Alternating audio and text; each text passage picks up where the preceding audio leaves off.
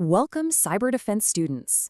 So, you've got a midterm coming up, and you need to get a solid grip on Unit 2 and Unit 3, right? Well, you're in exactly the right place. This explainer is your fast track to understanding footprinting, reconnaissance, and network scanning. Okay, let's just dive right in. So here's our game plan. We're going to start with Unit 2, which is all about how an attacker gathers intel from a distance. That's footprinting. Then we'll jump into Unit 3, and this is where things get a bit more active. We'll look at network scanning, how connections are actually made, how attackers find those open doors, the tools they use, and of course, how you defend against it. And to wrap it all up, we'll hit a cram sheet with the key takeaways from both units. All right, let's start at the very beginning with Unit 2, footprinting. You see, before an attacker even dreams of scanning a network, they do their homework. This is what we call the reconnaissance phase. They're trying to gather as much information as they possibly can without ever directly touching the target systems. It's really all about creating a map of the digital neighborhood they're looking at. This classic quote, it is the absolute core principle behind this whole first phase. An attacker's main goal here is to build a super detailed profile of their target. They're on the hunt for things like employee names, who the business partners are, IP address ranges, what technologies are being used, literally anything that could reveal a potential weak spot down the line. And this brings us to a really key distinction, especially for your exam, the difference between passive and active footprinting. Passive is pure intelligence gathering from public sources. We're talking Google, social media, job postings. The target has no idea it's happening. Active, on the other hand, is a little step up. It involves some light interaction, but it's still way less noisy than the scanning we're going to talk about later. So these are the main goals and, hint, hint, these are very likely to pop up on your exam. It's all about building a complete inventory, using information that's just freely available out there. Who owns the domain? What are their DNS servers? Are they hiring for a specific technology in their job postings? All of this gets collected before a single packet is ever sent directly to a target machine. The very first step in pretty much any footprinting mission is OSINT. An attacker will use things like Google dorking, which is just using advanced search operators to find sensitive files or login pages that somebody accidentally left public. They'll dig through WHOIS databases to find who the admin contacts are for a domain, and they'll comb through social media for employee info. It is honestly amazing what you can find without ever tipping off your target. Okay, so the passive reconnaissance is done.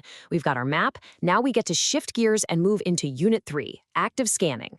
But before we can start knocking on their digital doors, we really need to understand the proper way to say hello, basically the language computers use to get a stable connection going. The best way to think of these flags is like digital body language. They're just tiny bits of information inside a network packet that signal what the intent is. Now, for what we're talking about, the two most important ones to remember are SYN, which is what starts a connection, and ACK, which acknowledges that a message was received. And this brings us to a true classic exam topic, the three-way handshake. Really, it's just a polite three-step conversation to create a stable connection. The client says hello with a SYN. The server replies, hello back, I hear you, with a SYN/ACK. And finally, the client says, great, I hear you too, with a final ACK. And boom, the connection is made. All right, now that we know how to properly say hello, we can start systematically checking every single door and window, or, in our case, port, on a target system to see which ones might be unlocked. Okay, for your exam, you absolutely have to know the difference between these three states. It's non-negotiable. Open means a service is actively listening. Closed means the machine will respond, but there's nothing actually running on that port. And filtered? That means a firewall is in the way, so we get no information back at all. Now, this slide here shows a really crucial strategic choice for an attacker. You can be loud and use a TCP connect scan. That completes the full three-way handshake, but it's super easy for a firewall to log. Or you can be stealthy and use a SYN scan.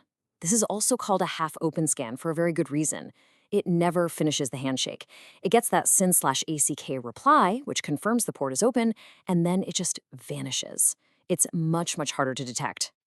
This one is another really clever, stealthy trick. So instead of a normal hello SYN packet, an attacker sends a packet with a weird flag, like a fin packet. Now, this completely breaks the normal rules of communication. A closed port, trying to be helpful, will follow the rules and reply with a reset packet, basically saying, hey, this is wrong. But an open port on a lot of systems will just ignore the weird request and send nothing back. So for these inverse scans, the key takeaway is this. Silence means the door is likely open. Now, you gotta remember that UDP is a whole different beast. It's connectionless, so there's no polite handshake. And this completely flips our logic. For a UDP scan, if you send a packet to an open port, you get silence. But if you send it to a closed port, the system sends back a specific error message. So with UDP, getting a reply actually tells you the door is locked. It's the exact opposite of what we just talked about. So how do attackers, and defenders for that matter, do all of this automatically? I mean, they're not crafting these packets by hand. They use powerful, specialized tools that are built for this exact purpose. The undisputed king of scanning tools is Nmap. Now, you do not need to memorize a bunch of commands for your exam, but you absolutely 100% need to know that Nmap is the go-to tool for both attackers trying to map a network and system admins who are auditing their own security.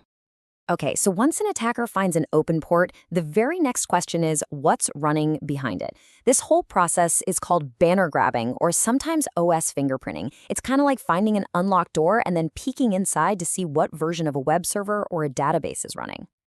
And just like before, there are two ways to do this. Active banner grabbing is like poking the server directly and analyzing its specific reply. Passive banner grabbing, though, is much sneakier. It's more like eavesdropping on existing traffic to learn the exact same information without ever making direct contact. Knowing all these attack methods is absolutely crucial, but it's really only half the battle. So now, let's quickly flip the script and take a look at how networks actually defend themselves against this kind of probing. The entire process of scanning is really just a constant cat-and-mouse game. Attackers use those stealthy scans and other advanced techniques for one reason: to fly under the radar of defensive systems like firewalls and intrusion detection systems. So, the most important thing for defenders is to be proactive. They need to configure their defenses to actually spot these scanning patterns. But the most basic rule of all is to minimize the attack surface. If a port doesn't need to be open, just close it.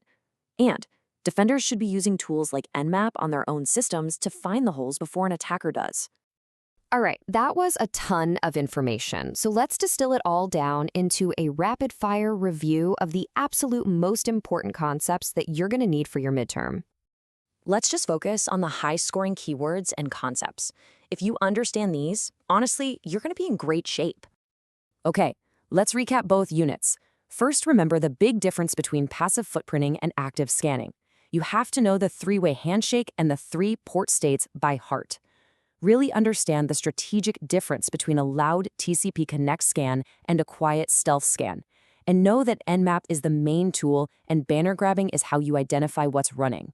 Review these core concepts and you will be set for your exam. And here's a final thought to leave you with. If both the attacker and the defender are using the exact same tools, what is it that truly separates them?